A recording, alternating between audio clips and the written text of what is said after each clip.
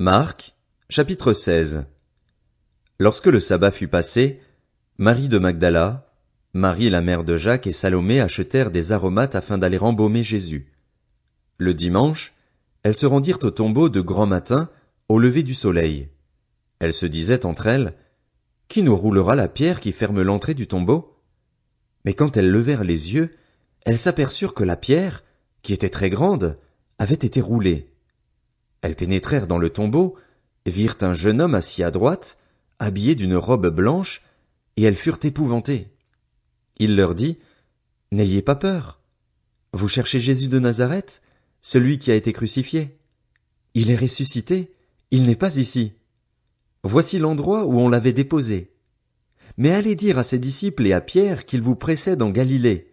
C'est là que vous le verrez, comme il vous l'a dit. » Elles sortirent du tombeau et s'enfuirent, toutes tremblantes et bouleversées, et elles ne dirent rien à personne car elles étaient effrayées.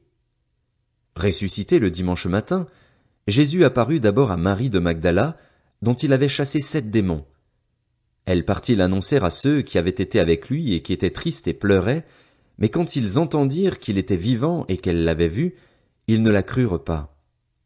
Après cela, il apparut sous une autre forme à 2 d'entre eux qui se rendaient à la campagne. Eux aussi revinrent l'annoncer aux autres, qui ne les crurent pas non plus. Enfin, il apparut aux 11 pendant qu'ils étaient à table, et il leur reprocha leur incrédulité et la dureté de leur cœur, parce qu'ils n'avaient pas cru ceux qui l'avaient vu ressusciter. Puis il leur dit, « Allez dans le monde entier proclamer la bonne nouvelle à toute la création. Celui qui croira et qui sera baptisé sera sauvé, mais celui qui ne croira pas sera condamné. Voici les signes qui accompagneront ceux qui auront cru. En mon nom, ils pourront chasser des démons, parler de nouvelles langues, attraper des serpents, et s'ils boivent un breuvage mortel, celui-ci ne leur fera aucun mal.